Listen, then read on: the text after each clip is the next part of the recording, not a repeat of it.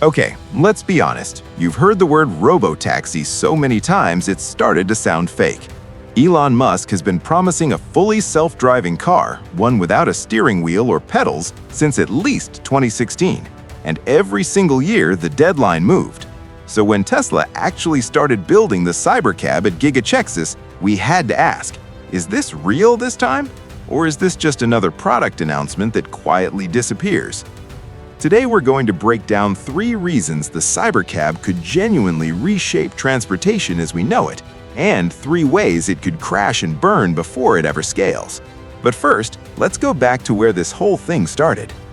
Elon Musk's self-driving promise, a timeline. Back in 2016, Musk told the world that every Tesla being made was already hardware capable of full self-driving. He said, and this is a direct quote from an investor call, that within 2 years, a Tesla would drive itself from Los Angeles to New York without a single touch of the wheel. That didn't happen. Then came 2019, when he announced a 1 million robotaxi fleet by 2020.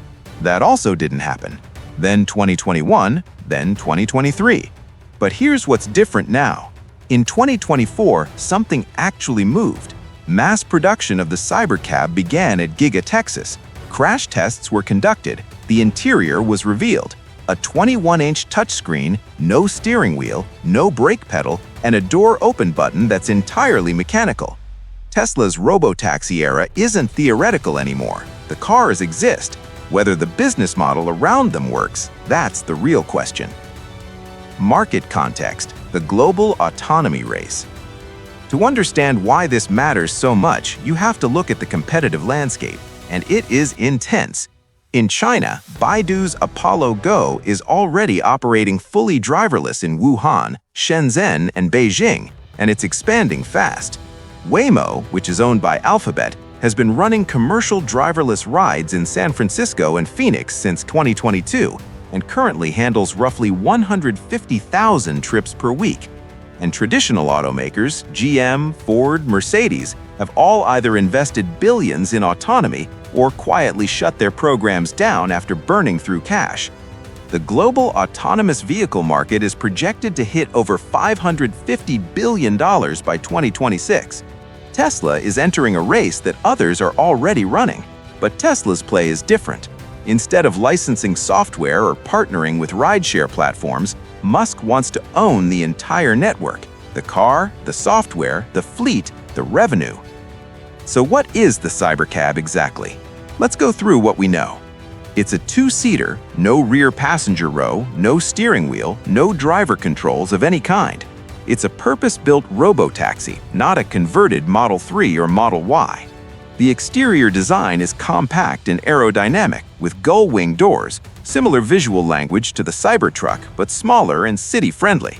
The interior centers around that massive 21-inch touchscreen, and Tesla's own FSD system handles navigation, obstacle avoidance, and route optimization entirely through cameras and AI. No LiDAR, no radar fallback.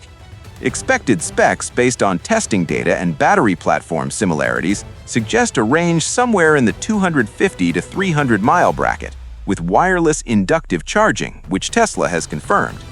Pricing is where things get genuinely interesting. Musk has suggested the Cybercab will cost around $20,000 to purchase and operate at roughly 20 cents per mile in a fleet context. That puts it below Uber and Lyft pricing if the network scales. How Tesla plans to build 1 million of them. Here's where it gets technically fascinating. Tesla isn't building the Cybercab the way it built the Model 3, which, if you remember, was a production nightmare they called production hell. The Cybercab is being manufactured using the Unboxed process, Tesla's modular parallel assembly method. Instead of a single moving assembly line, vehicles are built in modules: front structure, rear structure, underbody with battery, seats and interior, all assembled simultaneously in different zones and combined at the end. Think Lego bricks snapping together in seconds rather than a mile-long conveyor belt. Combine that with next-generation Giga Press machines, which can stamp entire front or rear structure in a single shot, and Tesla claims it can reduce manufacturing costs by up to 50% compared to traditional methods. If that's true, a profitable $20,000 vehicle is plausible. If it's not, and the unboxed process has not been proven at scale, this whole plan collapses under its own weight.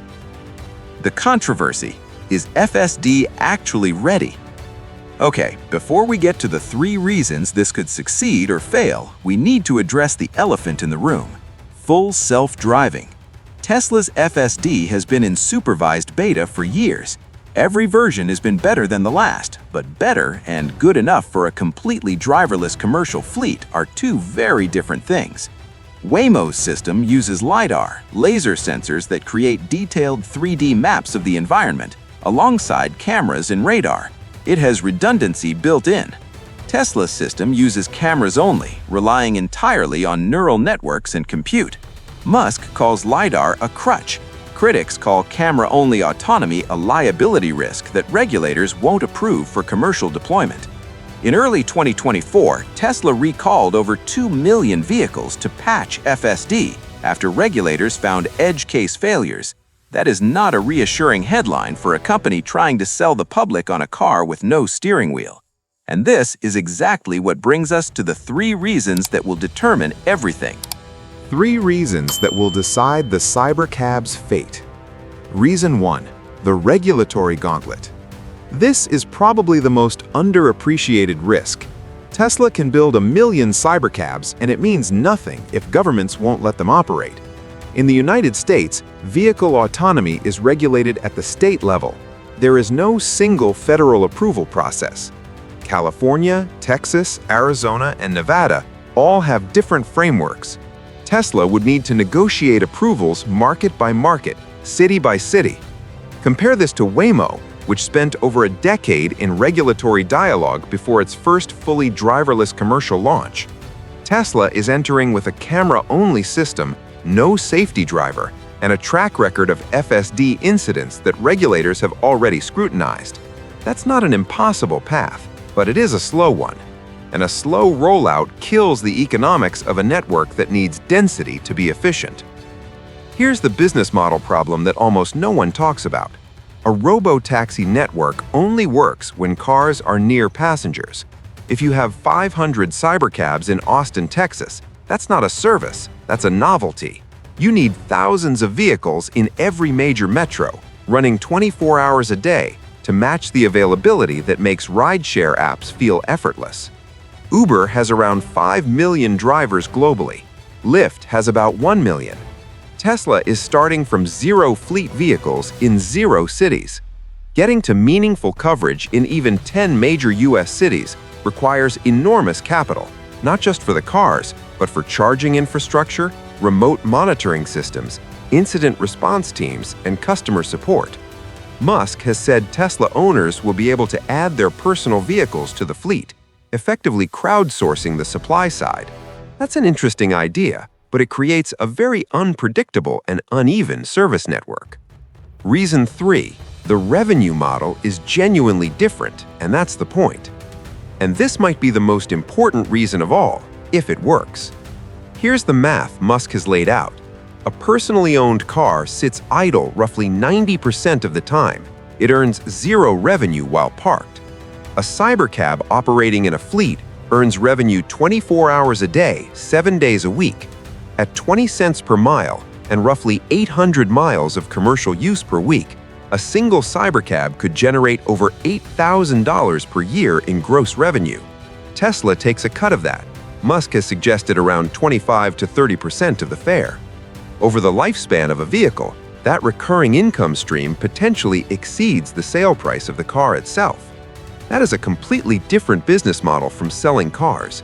It's closer to what Apple did with the App Store, turning hardware into a platform that generates ongoing revenue. If Tesla can pull it off, the Cybercab isn't just a product, it's an economic engine. If it can't, if regulatory delays, safety incidents, or fleet density problems slow the rollout, then Tesla has spent billions building a car that competes in its own market against the Model 3 at a lower price point with fewer units sold. Where things stand right now. So where does all of this leave us today? Production at Giga Texas is confirmed and active. Crash testing is complete. Tesla has applied for commercial robotaxi permits in multiple U.S. states. FSD version 13 is currently in supervised beta and reportedly showing significant improvements in handling complex intersections and adverse weather. The first commercial Cybercab rides are expected in Austin, Texas, which makes sense given Texas's relatively permissive autonomy regulations. Musk has indicated that initial operations will include remote human oversight, with a safety operator monitoring vehicles from a command center rather than sitting in the car. That's a middle step between full autonomy and supervised driving, and it mirrors how Waymo operated during its early commercial phase. Internationally, the picture is more complicated. China, which represents Tesla's second-largest market, has its own data sovereignty rules that may prevent Tesla from running autonomous services on Chinese roads using data processed outside the country. Europe is watching closely, but moving cautiously on liability frameworks for driverless commercial vehicles. The US is the launch market. Everything else follows if that works. Tesla's bigger picture, Q1 numbers and ecosystem. Switching to another notable piece of news before we wrap up, Tesla's Q1 2025 results came in under pressure. Deliveries were down year over year, partly due to the Cybertruck production wrap, partly due to softening EV demand in key markets, and partly due to increased price competition from BYD, which now outsells Tesla in Europe and is closing the gap globally. The supercharger network remains a genuine competitive moat. Tesla added over 2,500 new supercharger stations in Q1 alone, with year-over-year energy delivery growing 22% to nearly 2 terawatt-hours. That infrastructure becomes even more important in a robotaxi world. A Cybercab without fast and reliable charging is a fleet that sits idle waiting. On the geopolitical side, Tesla's Middle East operations have come under increased scrutiny. The company activated complementary supercharging across its UAE, Saudi Arabia, and Qatar supercharger stations following tensions involving listed U.S. technology companies in the region. Tesla operates over 30 superchargers across those 3 countries, many in public mall locations. That's a relatively small exposure, but it's a reminder that Tesla is no longer just a car company, it's infrastructure. Finally, so here's where we land. The Cybercab is real, production is happening, but between here and a functioning global robotaxi network sit regulatory approvals, fleet density economics, and a public that still isn't sure it trusts a car with no steering wheel. Musk has been wrong about timelines more times than we can count, but he's also delivered things that seemed impossible. Falcon 9 landings, the Model 3 at scale, the supercharger network. Whether the Cybercab is the next impossible thing or the next broken promise is the question we'll be watching very closely. Before you go, we want to know what you think. Drop your answers in the comments. Do you think Tesla can actually out-regulate Waymo and become the dominant autonomous platform? Or would you get into a Cybercab with no steering wheel and no way to take control? Or does that cross a line for you? If you found this useful, hit like, subscribe, and share your thoughts below. It genuinely helps the channel grow and keeps us motivated to keep digging into the stories that matter. See you in the next one. Stay curious and keep exploring the future of tech and mobility together.